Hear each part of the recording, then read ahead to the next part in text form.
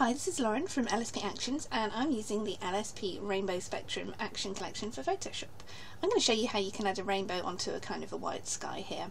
This image is straight out to camera image by Samantha Leon at Little Lion Photography, and I'm thrilled to be able to showcase her work in my editing.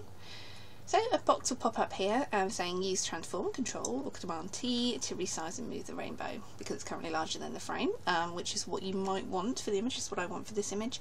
You can use the layer mask to paint it on or off.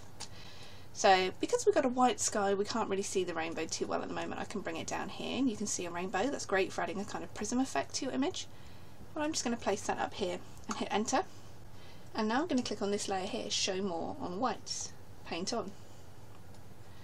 So I'm just going to paint lightly over the image and you will see the rainbow appears. Move this to wherever you want. You can resize using control or command T. You can kind of add the rainbow however you like to your image. Use a black brush to paint it off and a white brush to paint it on. You can also slide the opacity to make it stronger or paler.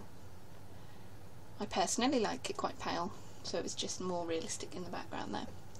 And that's using the LSP Rainbow Spectrum Overlay Collection, available at www.lsp-actions.com.